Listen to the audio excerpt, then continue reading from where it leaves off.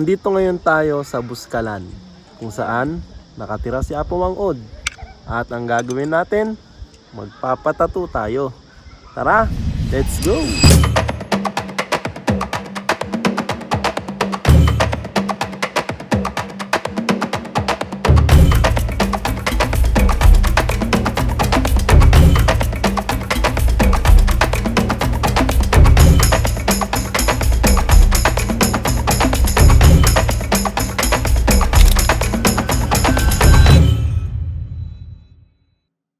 Pupunta ngayon tayo sa Rice Terraces.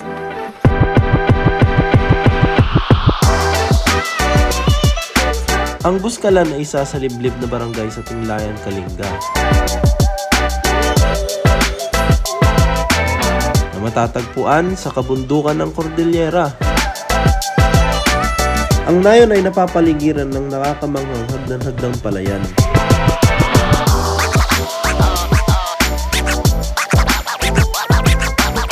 Bagamat sikat sa turismo, ang mga lokal ay magsasaka pa rin sa puso't isipan.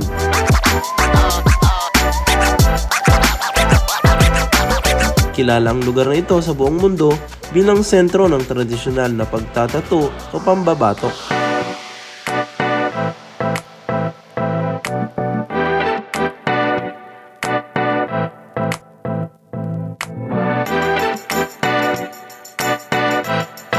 Ang pinakasikat na personalidad sa Buskalan ay si Apo Mang Od.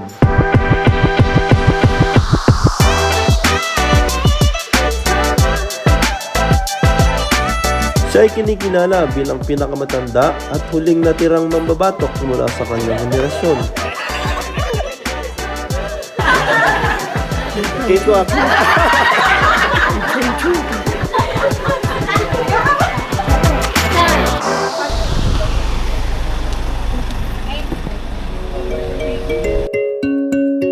Bago mo marating ang kinaroroonan ni Apo Mang Od, kailangan mo munang sumakay ng tramline.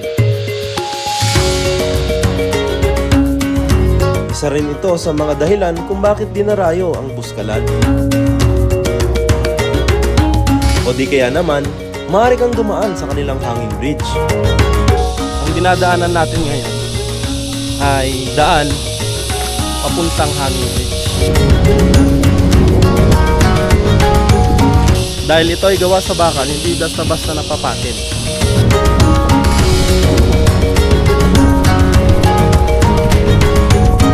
Dito sa Buskalan, karamihan sa kanila marunong na magtagalog. Sa sobrang tahimik dito, ang maririnig mo lang na ingay ay ingay ng mga insekto at saka mga ibon.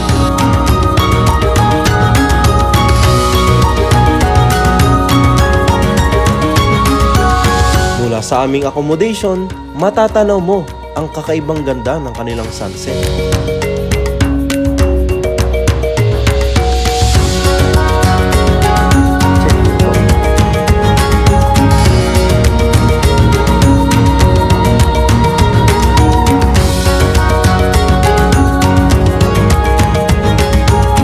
Talagang ang nakamanghang Buskalan dahil ito ay sagana sa likas na yaman at napakagandang tanawin.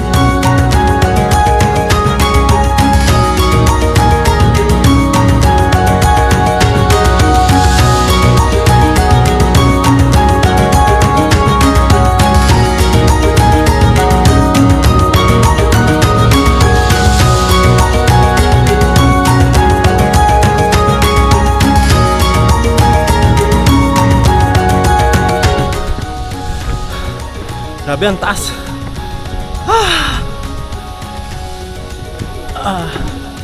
Sige, Buskalan pa.